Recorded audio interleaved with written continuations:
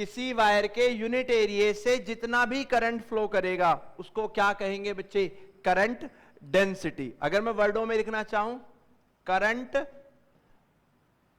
Per unit cross sectional area, current per unit cross sectional area, cross sectional area is current density, is current density. Current density के लिए जो हम symbol use करेंगे वो क्या रहेगा? Capital J.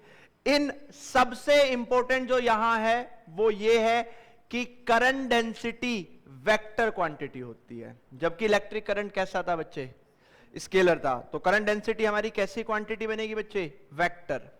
Current density is a vector quantity, is a vector quantity. अगर current density vector quantity है तो इसके पास क्या होंगे बच्चे? डायरेक्शंस। तो क्या होंगे इसके डायरेक्शंस? तो आंसर है करंट डेंसिटी के वही डायरेक्शन होते हैं जो किसके होते हैं बच्चे? एरिया के होते हैं। और हम सबको एरिया के डायरेक्शंस पता है, normally to the plane. Directions of current density, directions of current density, current density is along directions of area, along directions of area। यानी जो एरिया के डायरेक्शंस होंगे वही किसके डायरेक्शंस होंगे बच्चे? Area vector, sorry, current density के directions होंगे। अगर मैं करंट डेंसिटी की यूनिट की बात करूं तो मुझे बताना बच्चे क्या हो जाएगी? एम्पियर पर मीटर स्क्वायर, यानी एम्पियर। अगर मैं डायमेंशंस की बात करूं तो डायमेंशंस क्या हो जाएंगे बच्चे? AL-2। करंट के लिए A हो जाएगा और एरिया के लिए -2 हो जाएगा। क्लियर है यहां तक की बात? समझ में आई हमें यहां? तो ये हमारे किसके डायरेक्शंस हो गए? डायमेंशंस हो गए, करंट डेंसिटी के हो गए। ठीक है, क्या मैं इसी फॉर्मूले को ऐसे लिख सकता हूं? J, ये हो गया करंट डेंसिटी। I को क्या लिखूंगा? J into A। इसमें बड़ी मजेदार चीज है, करंट कैसी क्वांटिटी है? स्केलर या वेक्टर? करंट कैसी क्वांटिटी है? स्केलर। और करंट डेंसिटी और एरिया, यानी मैं कब दो वेक्टर्स के प्रोडक्ट को स्केलर लिख सकता हूं? जब डॉट हो या क्रॉस हो। यानी करंट डेंसिटी और एरिया का डॉट प्रोडक्ट करते हैं तो हमें क्या मिल जाता है? करंट। करंट डेंसिटी और एरिया का।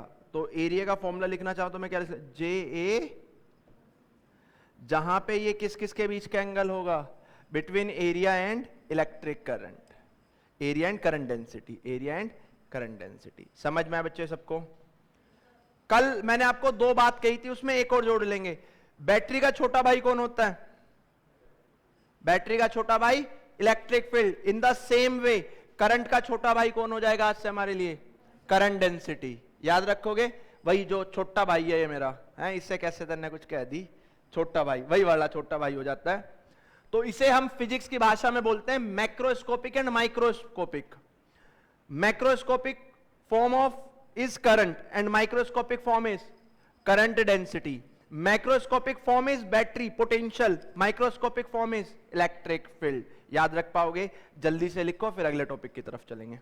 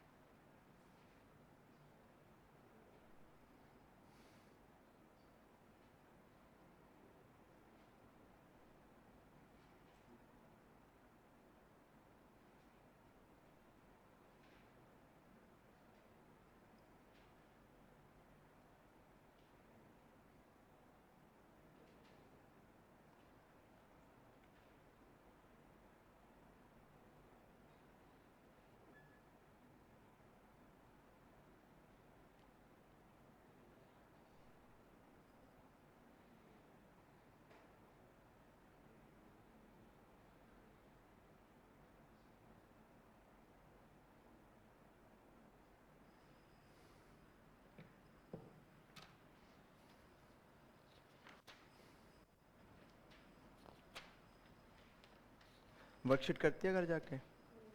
आज मैं चेक करता हूँ कौन कितने कर रहा है। हाँ तो उससे पहले तो थी।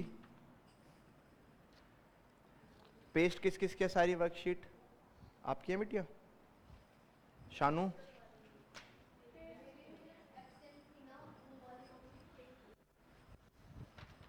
हैं? ये क्या हुआ? वर्कशीट बड़ी कम है आज। किसी को 2 वर्कशीट मिली है क्या?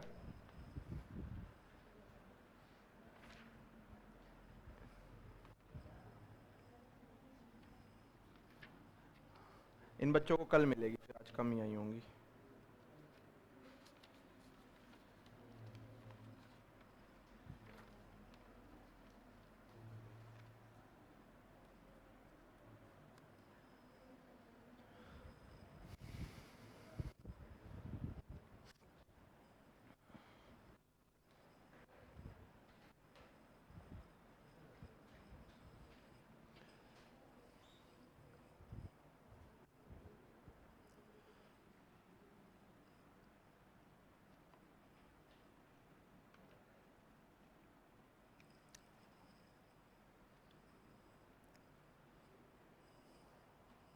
डन।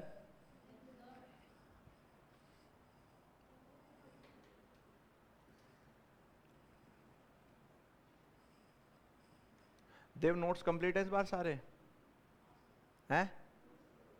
हाँ या ना, या मिसिंग है?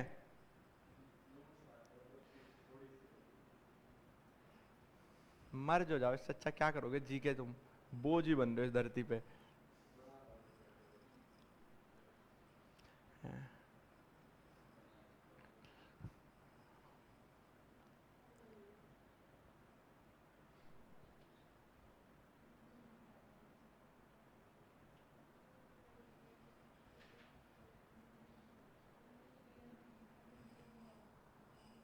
लिखो जी, इसका नेक्स्ट टॉपिक लिखो ओम्स लॉ।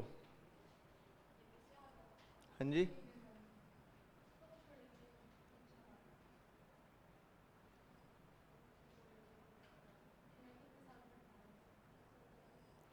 चलो। अगर इलेक्ट्रिकल फिजिक्स के किसी भी रूल को आपको गलत प्रूफ करना है तो वहां ओम्स लॉ को गलत प्रूफ कर दो। ऐसे मैकेनिकल फिजिक्स के किसी रूल को आपको गलत प्रूफ करना है तो वहां पे कंजर्वेशन ऑफ एनर्जी का वोलेशन दिखा दो। ये तो हमारे लिए रामबाण है। चलो, मैं अब आपसे कुछ डिवाइसेस पूछता हूं। एक ऐसा डिवाइस बताओ जो आपके लिए करंट मेजर कर सकता हो। एमीटर।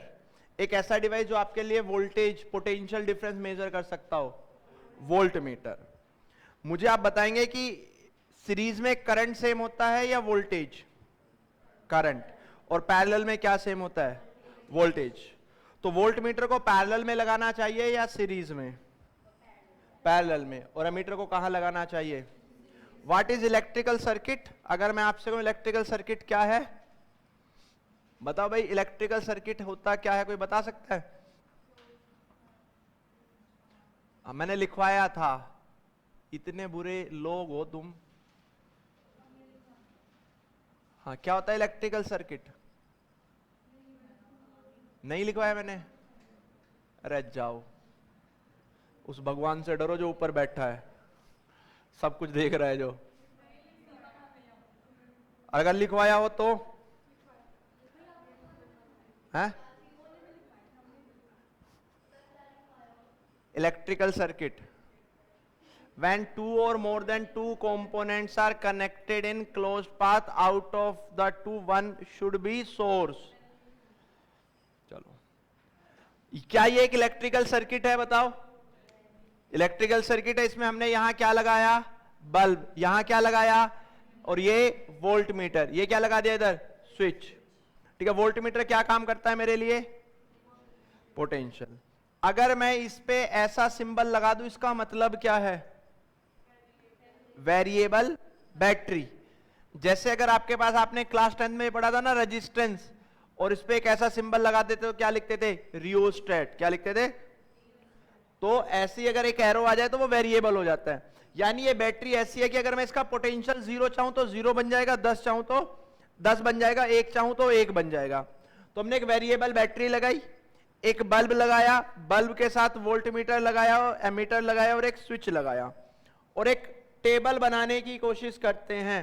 और मैंने यहां एक टेबल बनाई वो इस तरह से, reading from voltmeter, reading from volt meter,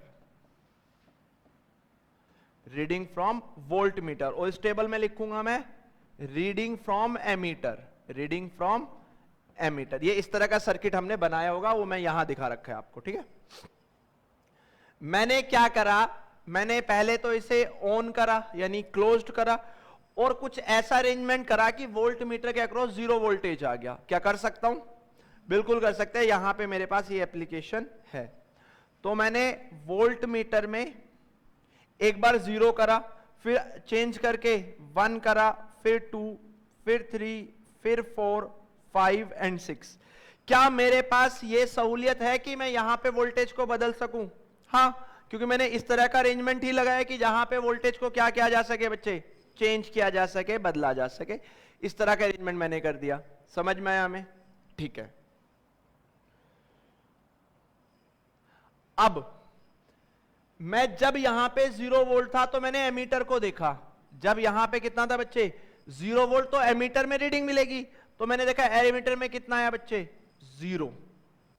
फिर जब वोल्ट मीटर में 1 वोल्ट था तो मैंने फिर किसको देखा एमीटर, और वोल्ट मीटर में तो मैं यहां से 1 बनाया होगा। उस कंडीशन में एमीटर ने शो करा आपको 0.2 एम्पियर, उसने अपनी मार्किंग को 0.2 पे लेके गया।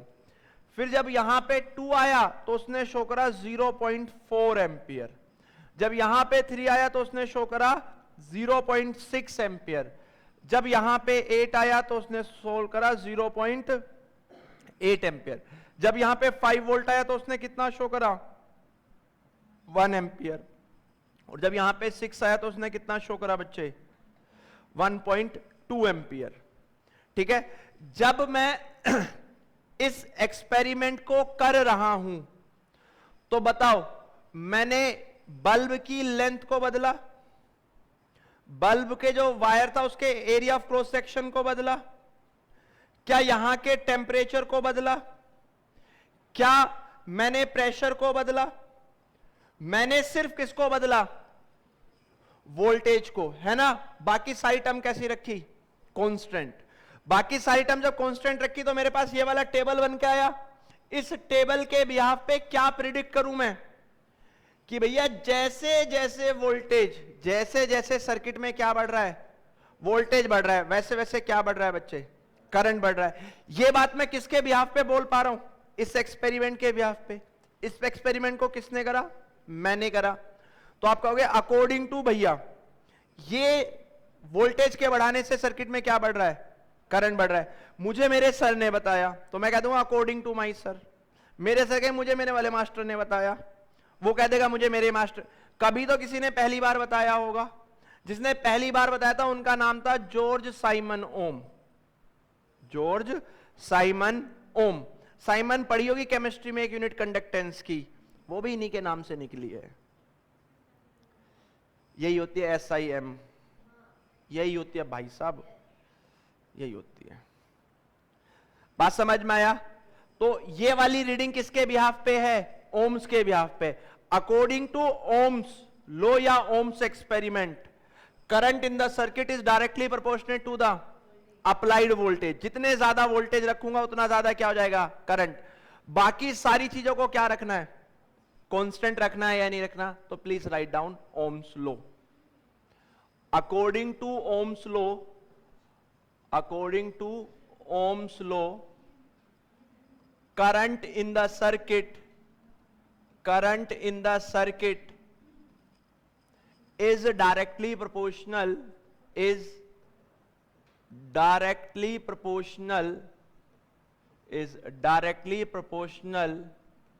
to the applied voltage, to the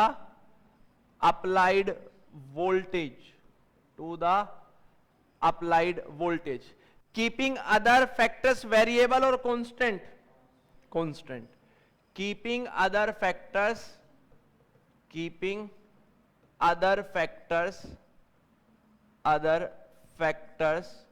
constant. Keeping other factors constant. ठीक है जी। जरा देखो, वोल्टेज को किससे डिनोट करता हूं मैं? V से, और करंट को किससे डिनोट करता हूं? I से। तो ये स्टेटमेंट लिखे, volt current in the circuit is directly proportionate to voltage. अगर किसी बच्चे के, प्लीज पेन रोक दो और सुनो, किसी के बच्चे के मन में ये आना चाहिए कि स्टेटमेंट तो इसको वैलिड करती है, current in the circuit is directly proportionate to voltage, और मैंने यहां क्या लिखा है? Voltage is directly proportionate to current. तो हमें इसे लिखना चाहिए या इसे लिखना चाहिए? तो आंसर हम दोनों को लिख सकते हैं, हम दोनों को लिख सकते हैं। ठीक है, मैं आपको तरीका बताता हूं, पहले मैं इससे चलता हूं। जब भी आप प्रोपोर्शनलिटी का सिंबल हटाते तो आपको क्या देने की जरूरत पड़ती है? एक, यहां पे आपने वो कांस्टेंट दिया 1/r, कितना दिया? 1/r। अगर आप इस फॉर्मेट में लिखते तो वो कांस्टेंट कितना देते हो? 1/r। और जब इस फॉर्मेट में लिखते हो तो वो कांस्टेंट कितना देते हैं हम लोग बच्चे? सिर्फ r। तो ये थोड़ा सा देखने में ओड लगता है हमें, हमारी जितनी पुरानी प्रैक्टिस है उसमें तो हम ऐसे करते थे, इसलिए हम इस फॉर्मेट में लिखते हैं। अगर आप इसमें लिखेंगे तो वो प्रोपोर्शनलिटी कांस्टेंट कितना है? तभी सारी चीजें तभी सारी चीजें वैलिड होती हैं। ऐसे तो याद करो 1/4 एप्सिलॉन नॉट में एप्सिलॉन नॉट कहां आया था? नीचे आया, तो ये आना वैलिड है, उसमें कोई गलत नहीं है। समझ में आया? तो हम यहां से लिख लेते हैं, V is directly proportionate to I। तो V का प्रोपोर्शनलिटी का सिंबल हटा के क्या लिखने की जरूरत है मुझे? कांस्टेंट। तो अगर इस फॉर्मेट में लिखोगे तो 1/r लिख देना, अगर इस फॉर्मेट में लिखोगे तो सिर्फ r लिख देंगे। और यहां पे r को क्या कहा जाता है बच्चे? या तो हम ओम्स कांस्टेंट बोलते हैं, या फिर इसका बाद में चल के एक और नाम पढ़ लेंगे, क्या? रेजिस्टेंस। ठीक है, तो यहां से R का फॉर्मूला बताओ, क्या लिखोगे? R का formula, R is equal to V/I। Unit बोलना, volt per ampere, volt per ampere. और एक और यूनिट कहेंगे तो क्या हो जाएगी बच्चे? ओम। क्या हो जाएगी? ओम। और ओम के लिए सिंबल ये ओमेगा बना दिया करेंगे हम लोग। R इज इंडिपेंडेंट, प्लीज बच्चे ये बहुत इंपॉर्टेंट है, R is independent from V/I ratio. जो आपका रेजिस्टेंस होता है ये किसके रेशियो से इंडिपेंडेंट होता है बच्चे? V/I। ये एक कांस्टेंट वैल्यू होती है, V/I is always a constant value, V/I is always a constant value. हमेशा कैसी वैल्यू देता है बच्चे हमें? Constant value. V/I always gives a constant value. जल्दी से लिखो, फिर इसमें और कुछ पढ़ेंगे।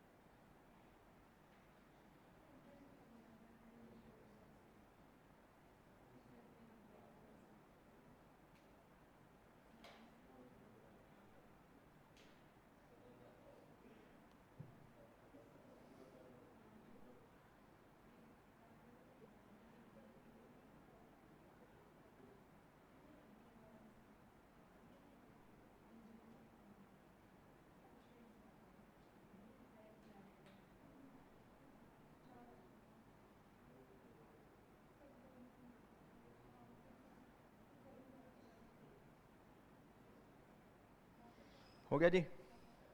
चलो आगे देखो, आपने अभी पढ़ा R is equal to V/I।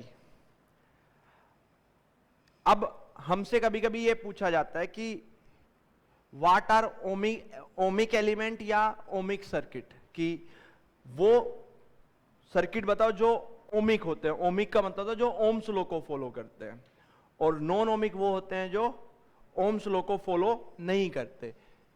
एक तो होता है हमारे पास ओमिक सर्किट। ओमिक सर्किट का मतलब क्या होगा बच्चे? जो ओम्स लॉ को फॉलो करते हो। और नॉन ओमिक सर्किट का मतलब क्या होगा बच्चे? नॉन ओमिक सर्किट जो किसको फॉलो ना करते हो बच्चे? ओम्स लॉ को फॉलो ना करते हो। पर हमें कैसे पता चलेगा? मैंने कहा भैया इसमें से जरा टच करके बता दो मुझे कौन सा ओमिक है कौन सा नॉन ओमिक है। तो ऐसा कोई फिजिकल अपीयरेंस तो नहीं होता कि हम बिल्कुल देख के बता दें।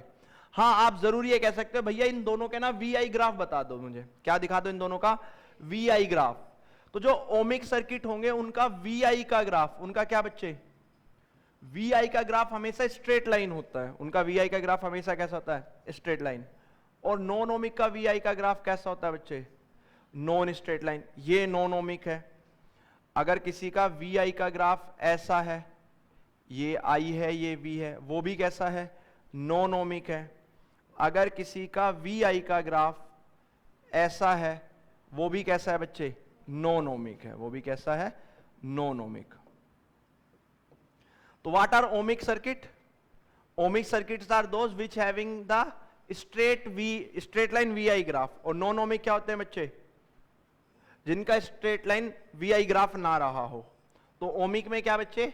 Straight VI graph, straight line VI graph. यानी उनका जो वीआई का ग्राफ होगा वो कैसा होगा? Straight line. नॉन ओमिक की क्या पहचान बना दूं? VI graph is not straight line. Non, यानी जो वीआई का ग्राफ होगा वो कैसा नहीं होगा? स्ट्रेट लाइन होगा। अगर कोई कहते भैया दो चार एग्जाम्पल बता दो मुझे क्या बता दो? दो चार एग्जाम्पल बता दो जो ओमिक हो और जो नॉन ओमिक हो।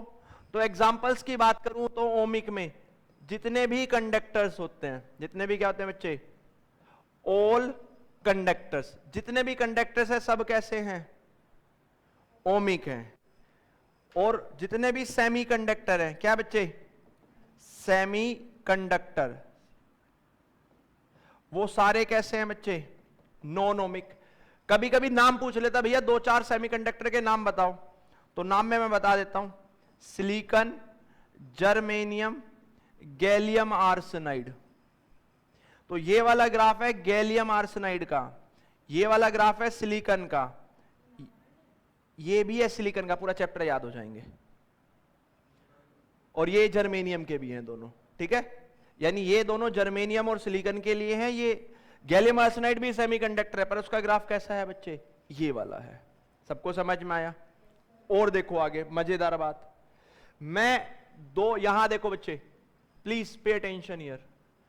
ये इधर आई है, इधर वी है। ये ए मटेरियल का ग्राफ है और ये बी मटेरियल का ग्राफ है। क्या दोनों ओमिक हैं? अगर मैं ए और बी की बात आपसे पूछूं तो क्या दोनों ओमिक्स हैं? अगर दोनों ओमिक हैं तो फिर दोनों में फर्क क्या है? अगर ए और बी दोनों ओमिक हैं तो फिर दोनों में फर्क क्या है? एक का रेजिस्टेंस ज्यादा है और एक का रेजिस्टेंस कम है। हमें कैसा पता चले कि किसका रेजिस्टेंस ज्यादा है किसका रेजिस्टेंस कम है? जिसका स्लोप ज्यादा। तो इस वाले ग्राफ के लिए स्लोप लिखते हैं, बोर्ड पे देखो सब लोग, थीटा। तो हमने इस ट्रायंगल से लिखा, तो ये वैल्यू है V1 और ये वैल्यू है I1। tan theta is perpendicular upon base, यानी V1 अपॉन I1, और V upon I is what? Resistance. यानी स्लोप क्या देगा आपको? रेजिस्टेंस। यानी जिसका स्लोप ज्यादा होगा उसका रेजिस्टेंस भी क्या होगा? ज्यादा। किसका स्लोप ज्यादा है, ए या बी? ए का स्लोप ज्यादा है, तो हम यहां लिख देंगे resistance of A is greater than resistance of B. क्यों लिख दिया गरिमा ऐसा कि resistance of A is greater than resistance of B? Garima क्यों लिख दिया कि ए का रेजिस्टेंस ज्यादा और बी का कम है? क्योंकि ए का स्लोप ज्यादा है, क्योंकि स्लोप हमें क्या देता है? यहां से रेजिस्टेंस देता है। तनीषा नहीं बताएगी, इस बार बताएगी परी मुझे।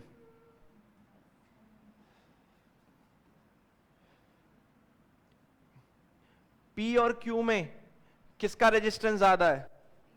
पी का रेजिस्टेंस ज्यादा है। क्यों भाई? क्योंकि उसका स्लोप ज्यादा है। पर ये तो देखो यहां स्लोप आपको देगा क्या? प्लीज देखो यहां स्लोप क्या देगा? tan theta is I by V. Perpendicular में आई है और बेस में क्या है v, and i by v is what, यानी यहां पे स्लोप क्या देगा, रेजिस्टेंस का अपोजिट, यानी जिसका स्लोप ज्यादा होगा उसका रेजिस्टेंस कम होगा। तो किसका रेजिस्टेंस ज्यादा है यहां पे, Q का। Resistance of Q is greater then, क्योंकि यहां पे स्लोप क्या दे रहा है आपको, रेसिप्रोकल ऑफ रेजिस्टेंस, और वहां क्या दे रहा है, सिर्फ रेजिस्टेंस। सही है, ये तो बड़ा मुश्किल हो जाएगा पेपर वाले दिन, है ना। ट्रिक बताऊं, trick soon low, but basic concept यही है, अगर क्वेश्चन में समझ में आए तो स्लोप लिखना। जो V के क्लोज होगा उसका रेजिस्टेंस हमेशा ज्यादा होगा। V के क्लोज कौन है, A, V के क्लोज कौन है, तो जो V के, भूल जाते हैं कुछ बच्चे, तो V के क्लोज कौन है, Q, और वहां पे V के क्लोज कौन है, A। जो V के नियर होगा उसका रेजिस्टेंस ज्यादा होगा, close to V having more resistance, close to voltage having more resistance।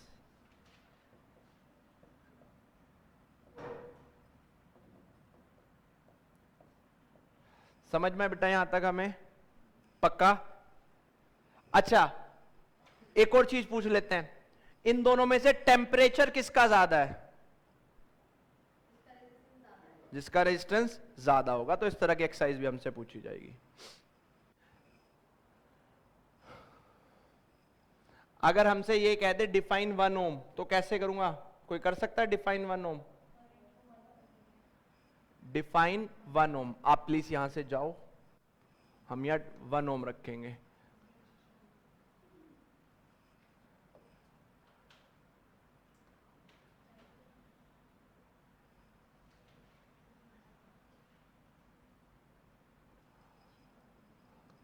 Define 1 ohm, define 1 ohm. Resistance का फॉर्मूला बोलना, R is equal to V by I. If V is equal to 1 volt and I is equal to, तो उस condition में R कितना हो जाएगा, 1 ओम हो जाएगा। जरा इसे एक्सप्लेन करो वर्डों में, कैसे कर दोगे। हाँ, 1 ओम इज द रेजिस्टेंस। चलो मैं आपको बताता हूं।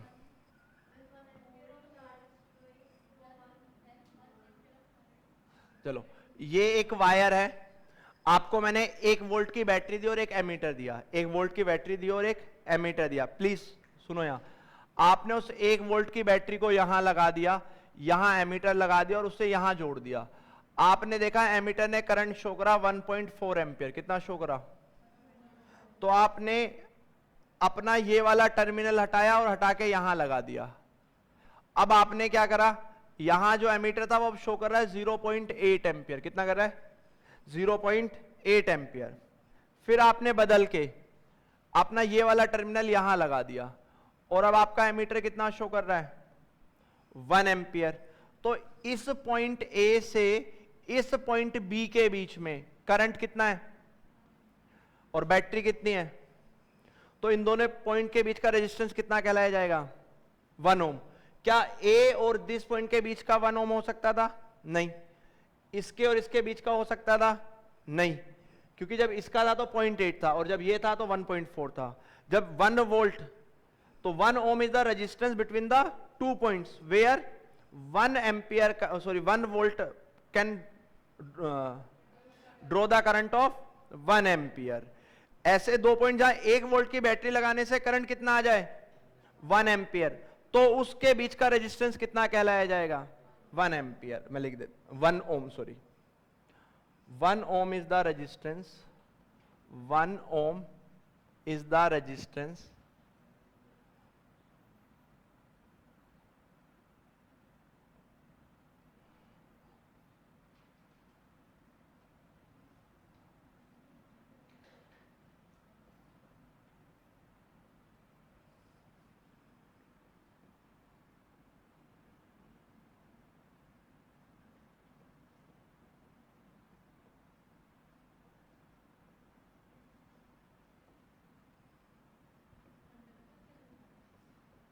One ohm is the resistance between the 2 points, उन 2 पॉइंट्स का, कुछ किसी का भी हो सकता है ये। 1 points where 1 volt can draw the current of कितना? नहीं,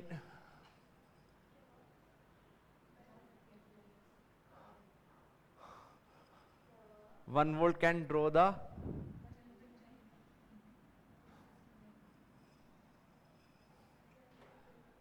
1 volt draw the current of,